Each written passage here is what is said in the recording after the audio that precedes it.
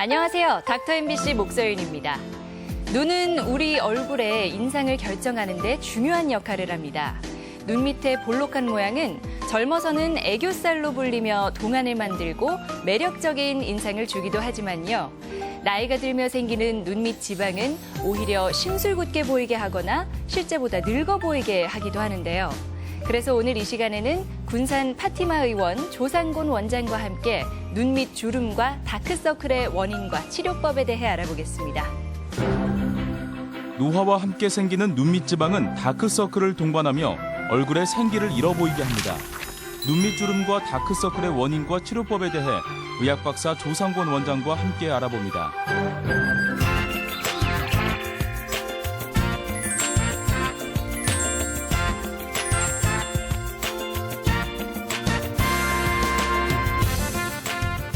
안녕하세요, 원장님. 네, 안녕하세요. 네, 반갑습니다. 네. 나이가 들면서 주름도 고민이지만 눈 밑에 지방과 주름 때문에 고민이신 분들도 많거든요. 심술보라고 불리는 건 무엇을 이야기하는 건가요? 네, 눈 아래 불룩 붉어져 나온 이 지방 덩어리를 이 지방 주머니, 이것을 흔히 심술보 또는 심술 주머니라고 이렇게 말하는데요. 이것이 눈 밑에 지방이 붉어져 나오면은 좀 나이 들어 보이고 얼굴이 사납게 보이고 네. 심술궂어 보인다. 그래서 늘 심술보 또는 심술 주머니라고 이렇게 말하고 있습니다. 이것이 생기는 원인은 우리 눈 구조를 좀 이해할 필요가 있는데요. 우리 눈 구조는 이 안구라는 부드러운 조직이 안화뼈라는 딱딱한 뼈 안에 들어 있습니다. 예. 그래서 우리가 운동을 한다든지 뭐 걷는다든지 할 때 그 충격에 의해서 안구가 뼈에 부딪히는 충격이 생길 수가 있겠죠. 그래서 그 충격을 예방하기 위해서 우리 몸에는 안구와 이 뼈 사이에 지방이 들어 있습니다. 이 지방이 밖으로 밀려 나오지 않도록 하는 작용을 하는 것이 바로 지방을 쌓고 있는 막이나 그렇지만 우리 눈 주위에 근육이 지방이 밀려나지 않도록 하고 있는데 문제는 이 나이가 들면서 이 근육이 약해지죠. 네. 근육이 노화되면서 약해지다 보니까 우리 눈 주위에 주름도 생기고 하지 않습니까? 예. 그런 원인에 의해서 지방을 밀어주는 힘이 약해집니다. 그래서 안화에 있던 지방이 밖으로 밀려 나오는 것이죠. 그래서 밖에서 보면 볼록하게 보이니까 이거 심술보 지방 주머니가 되는 것입니다. 네네. 심술보를 만드는 원인은 네. 이런 노화 원인도 있고요. 또 다른 원인으로는 선천적으로 이 두개골 발달이 상악골 발달이 미약하신 분들 아니면 갑상선 질환 있는 분들 이런 분들도 심술보가 생기는데 이런 분들은 비교적 젊은 나이에 심술보가 생기기도 하고 그다음에 눈 밑에 주름이 생기기도 하고 그런 특성이 있습니다. 예. 그럼 이렇게 지방이 밖으로 밀려 나오면 치료는 어떻게 해야 되나요? 네, 하안검 절제술과 눈밑 지방 교정술이 있습니다. 하안검 절제술은 속눈썹 바로 아래를 절개해서 그래서 불필요한 지방을 제거하거나 이동시켜주고 그리고 근육을 당겨서 요양가에 고정시켜주고 그리고 남는 피부나 지방을 피부나 근육을 절제한 이후에 봉합해주는 이런 과정이 되겠습니다. 또 눈밑 지방 교정술이라고 있는데 이것은 피부를 절개하지 않고 우리 눈을 뒤집으면 빨간 판이 보이죠? 그 네. 권판이라고 하는데 이 권판을 통해서 불필요한 지방만을 제거해주는 그런 수술이 되겠습니다. 예. 근데 하안검 절제술은 아무래도 수술이다 보니까 흉터나 붓기가 걱정이신 분들 많으실 것 같아요. 실제로는 어느 정도 생기나요? 그렇죠. 수술이다 보니까 당연히 붓겠죠. 네. 그래서 하안검 절제술하는 경우에는 한 처음 이틀간은 좀 붓습니다. 이 기간 동안에는 부기를 줄이기 위해서 좀 얼음찜질 하시는 것이 도움이 되겠고요. 이런 부기는 대개 3일 정도부터 좀 호전되기 시작합니다. 그래서 4일 정도 지나면은 일상생활하는데 큰 지장이 없을 만큼 호전이 됩니다. 그리고 일주일 이후에는 화장도 가능하고요. 그리고 수술한 부위는 약 3주 정도는 가급적 큰 비빈다든지 심한 자극을 주지 않는 것이 필요합니다. 예. 그 이전에 심한 자극을 받으면 봉합 부위가 벌어질 수 있기 때문에 그렇습니다. 또 흉터 걱정을 많이 하시는데 흉터는 크게 염려하지 않으셔도 됩니다. 대개 절개선 부위가 속눈썹 밑에 바로 붙여가지고 뛰지 않는 부위에 절개를 할 뿐더러 봉합해 한 3개월에서 6개월 정도는 약간 붉은색이 나타나지만은 그 기간이 지나면은 정상적인 피부가 거의 구분되지 않을 정도로 미미한 자국만 남습니다. 네. 걱정하지 않으셔도 되고요. 네. 간혹 가다가 6개월 지나서 이렇게 상처 회복되는 분도 있는데 그렇다고 해서 뭐 흉터 때문에 염려하시는 분들은 거의 없습니다. 그러면요, 하안검 절제술의 부작용도 좀 궁금한데. 네, 네. 가장 대표적인 부작용이 눈꺼풀이 이렇게 뒤집히는 안검 위반이라고 하죠. 뭐 이런 현상이 생기면 어르신들 말씀에 눈이 까졌다 이렇게 표현하죠. 그래서 이 눈이 까지는 경우에는 바람 부는 곳에 나가면은 바람이 눈에 들어가서 눈이 좀 시리고 그리고 세수할 때 비눗물이 들어가서 좀 많이 불편을 호소하십니다. 예. 하안검 수술 후에 이렇게 안검 위반이 발생하는 원인은 대부분이 수술 중에 지방을 많이 너무 절제했거나 아니면 피부나 근육을 지나치게 절제하는 경우에 많이 생길 수가 있고요. 예. 또 그 다른 원인으로서는 우리가 피부를 절제하고 봉합하는 경우에는 이 피부가 낫는 과정에서 일시적으로 피부가 수축이 됩니다. 이 피부가 수축되는 과정에서 또 생길 수도 있습니다. 하지만 이런 문제가 발생했을 때 원인을 찾아서 적절히 조치하면은 곧바로 이게 회복이 될 수 있습니다. 예, 그렇군요. 그럼 또 한 가지 치료 방법인 눈밑 지방 교정술은 어떤 사람들이 받을 수 있는 건가요? 네, 눈밑 지방 교정술은 피부를 절개하지 않고 지방을 제거하는 수술이기 때문에 수술 자국 없이 빠른 회복을 바라는 분이라든지 원래 애교살이 예쁘게 있는 분들이 애교살을 전혀 손대지 않고 네. 지방만 제거를 원하시는 분이라든지 아니면은 늘어진 피부가 없이 지방만 좀 볼록하게 나오신 분들이라든지 아니면은 예전에 한번 수술하셨는데 다시 지방이 재발하신 분들 이런 분들이 주로 대상이 되겠습니다. 하지만 대개는 20대나 30대 초반에 피부가 늘어지지 않았으면서 그랬으면서 지방이 돌출되어서 좀 다크서클이 보이시는 분들 이런 분들이 주로 많이 하고 계십니다. 네네. 다크서클 해결에 좋다고 하셨는데 저도 그게 좀 고민이긴 하거든요. 그 눈밑 아래가 어둡게 보이는 다크서클이랑 눈 밑에 지방은 어떤 관계가 있는 건가요? 네, 눈밑 지방 돌출과 다크서클은 직접적인 관계가 있죠. 눈 밑에 지방이 돌출되다 보면은 피부에 굴곡이 생기겠죠. 굴곡이 생기면은 그림자가 생기겠죠. 네. 그 그림자가 어둡게 보이니까 그것이 바로 다크서클로 보이겠죠. 그래서 지방 돌출과 다크서클은 직접적인 관계가 있습니다. 네. 근데 흔히 다크서클 하면 피곤할 때 생긴다고 생각하잖아요. 근데 원인이 생각보다 다양한 것 같더라고요. 네. 예. 피곤하면은 다크서클 있는 분들이 다크서클이 더 많이 심해지죠. 네. 근데 다크서클의 일반적인 원인은 피부가 늘어지면서 늘어진 피부 때문에 눈밑 지방이 돌출된다든지 아니면은 눈 밑에 주름이 생긴다든지 그리고 눈물 고랑이 함몰되어 보인다든지 네. 그리고 피하 혈관 같은 거에 의해서 피부가 굴곡지어서 이렇게 생긴 경우가 있습니다. 또 피부에 세소 침착이 되면은 다크서클이 당연히 보이겠죠. 그리고 되게 젊은 사람들의 다크서클 같은 경우에는 눈물 고랑이 깊어져서 생기는 경우가 많습니다. 네. 하지만 일반적으로 다크서클은 여러 가지 원인들이 복합적으로 생기는 것이 대부분입니다. 네. 그러면은 이 여러 가지 원인들에 따라서 치료하는 방법도 다르겠죠? 네. 되게 색소 침착에 의한 다크서클 같은 경우에는 뭐 미백이라든지 레이저 토닝으로 치료하시면 되겠고요. 하지만 대부분 원인은 피부가 늘어져 생기는 것이기 때문에 그 미백 치료나 레이저 토닝만 가지고 해결되지 않는 경우가 많이 있습니다.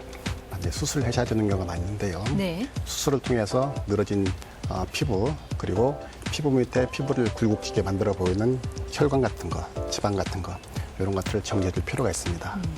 그리고 때에 따라서는 눈 밑과 그리고 눈 주변 피부들 환경을 비슷하게 만들어주기 위해서 지방 재배치가 필요한 경우도 있습니다. 눈 밑 지방을 재배치한다고요? 이거는 어떻게 하는 거죠? 네, 우리 눈을 보면은 눈이 나이 들수록 눈 밑에 도나스 모양으로 길게 움푹 파이는 그런 현상이 생기는 분들이 계십니다. 이것을 눈물 고랑이라고 하는데요. 네. 지방 재배치라는 것은 우리 눈 밑에 붉어진 지방을 이 움푹 파인 눈물 고랑으로 이동시켜주는 그런 수술이 되겠습니다. 하안검 성형 수술 후에 눈물 고랑이 깊이 보이면은 수술이 덜 된 느낌도 들고 덜 깨끗한 그런 느낌이 듭니다. 네. 그래서 지방 재배치를 하게 되는데요. 간혹 지방 재배치만 가지고는 이렇게 움푹 파인 눈물 고랑을 충분히 채워주기에 부족한 경우가 있습니다. 그래서 불만족스럽게 생각하시는 분들이 정말 많이 계십니다. 예. 이런 경우에는 자가 지방이라든지 또 필러를 통해서 불충분한 그 눈물 고랑을 채워주시면은 만족스러운 결과를 얻을 수가 있습니다. 예, 그렇군요. 오늘 이 시간에는 의학 박사 조상곤 원장과 함께 눈밑 주름과 다크서클에 대해 알아봤습니다. 고맙습니다, 원장님. 네, 감사합니다.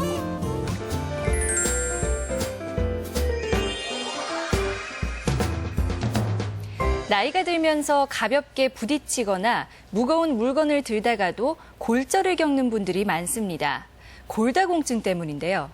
골다공증 자체는 별 다른 증상이 없지만 이렇게 골절이 생기면 생활에 크게 불편할 뿐더러 또 심한 경우에는 생명의 위협을 받는 상황까지 처할 수 있습니다. 오늘은 수병원 이돈석 과장과 함께 골다공증에 대해 알아봅니다. 당신의 뼈 건강은 안녕하십니까? 조용히 찾아와 갑작스러운 골절로 건강을 위협하는 골다공증. 정형외과 전문의 이돈석 과장과 함께 골다공증에 대해 이야기합니다.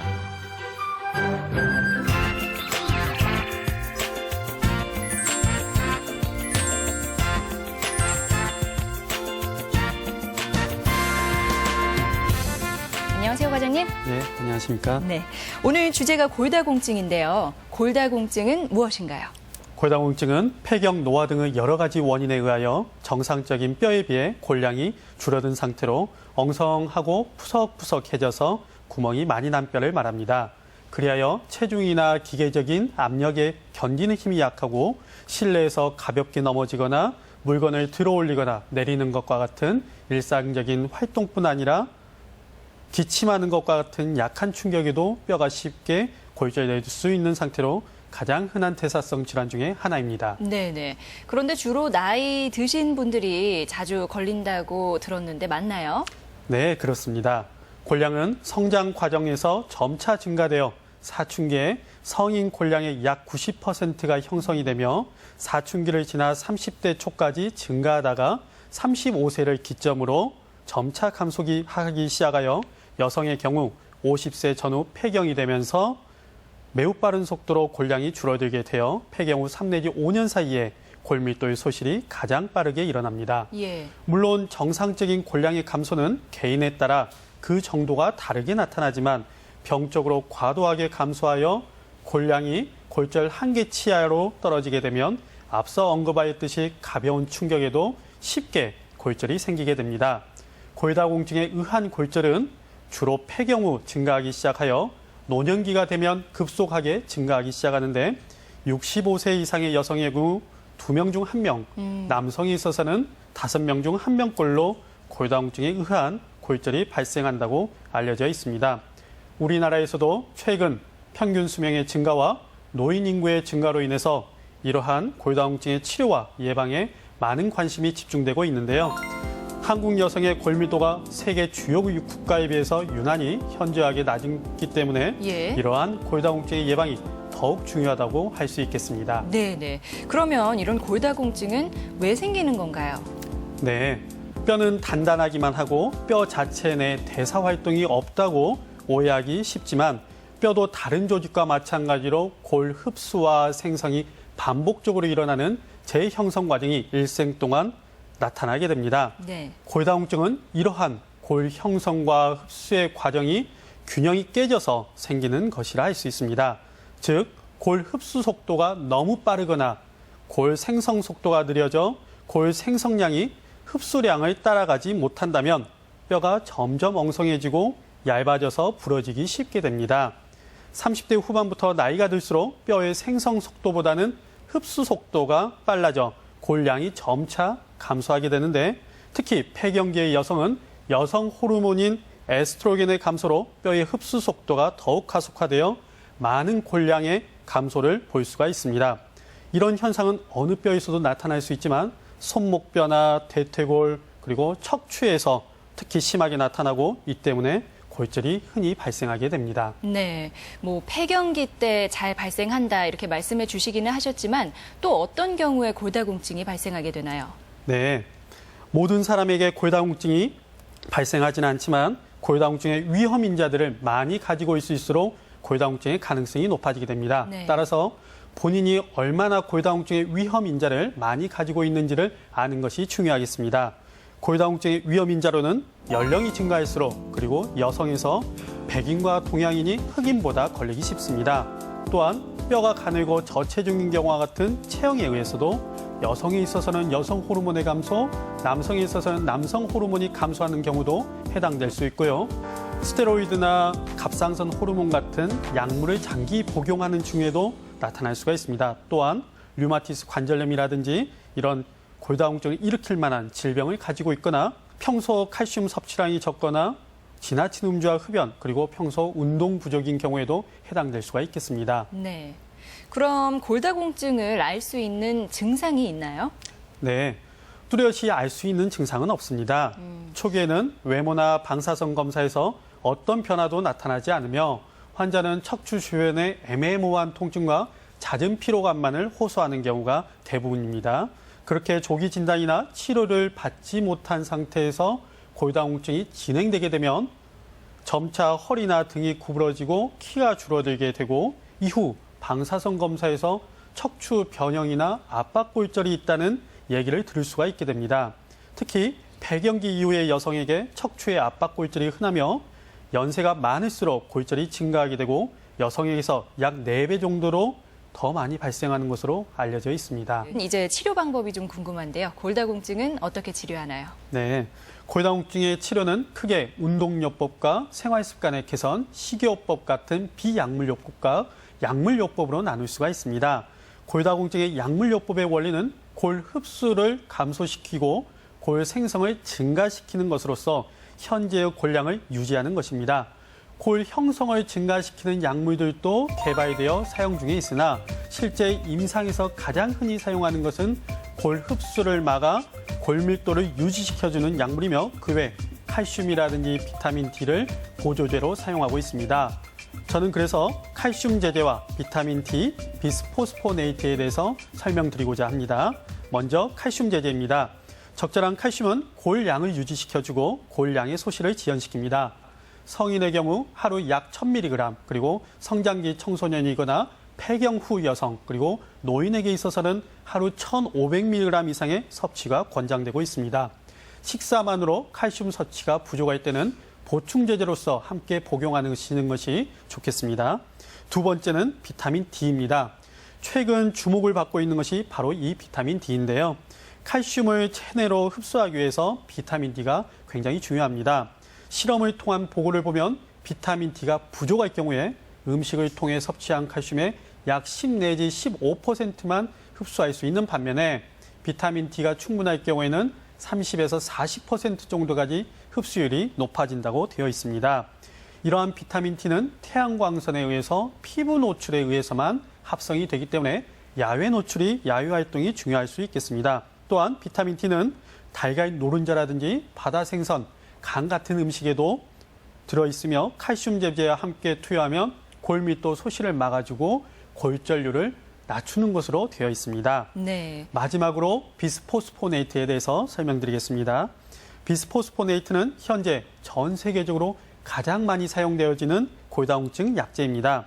골의 흡수를 막아 골밀도를 증가시키고 골절률을 저하시키는 것으로 알려져 있지만 장기간 복용할 경우에는 위장장애를 비롯해서 몇몇 드문 부작용이 있기 때문에 장기간 복용하시는 분들은 전문의의 진찰이 반드시 필요하겠습니다. 예. 최근에는 하루 한 번, 일주일 한 번, 혹은 한 달 한 번, 1년에 한 번 복용하는 약까지 다양하게 개발되어 사용되고 있습니다. 예, 그렇군요.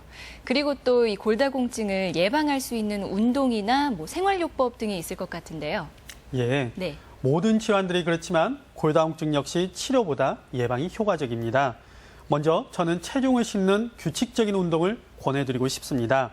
성장기에 규칙적으로 운동을 하는 사람은 그렇지 않은 사람보다 최대 골량이 클 확률이 높습니다. 그래서 골다공증을 예방하기 위해서는 유년기, 청소년기의 운동이 특히 중요하겠습니다. 하지만 노년기에 운동을 하는 것 역시 골밀도가 소실되는 속도를 줄여주고 그리고 근육과 운동신경을 향상시켜 낙상의 예방을 줄여주는 효과가 있습니다. 따라서 규칙적인 운동이 중요한데요. 골다공증을 예방할 수 있는 운동으로는 산책이나 조깅, 가벼운 등산과 같은 체중이 부하되는 운동이 효과적이며 규칙적이고 꾸준하게 시행할 경우 뼈 건강뿐만 아니라 전반적인 심폐기능도 향상이 되어 건강 증진에 도움이 될 수 있겠습니다.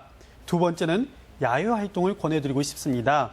체내의 칼슘 대사에 중요한 역할을 하는 것이 비타민 D라고 말씀드렸는데 이 비타민 D는 태양광선에 의해서 피부에서만 합성이 되기 때문에 적절한 야외 노출이 비타민 D를 생성하는 데 도움이 되겠습니다. 네. 일반적으로 일주일에 2회 정도씩 각각 15분 정도씩 얼굴과 팔의 노출만으로도 충분한 양의 비타민 D가 섭취될 수 있습니다. 네, 그렇군요. 오늘 이 시간에는 정형외과 전문의 이돈석 과장과 함께 골다공증에 대해 알아봤습니다. 고맙습니다, 과장님. 네, 감사합니다.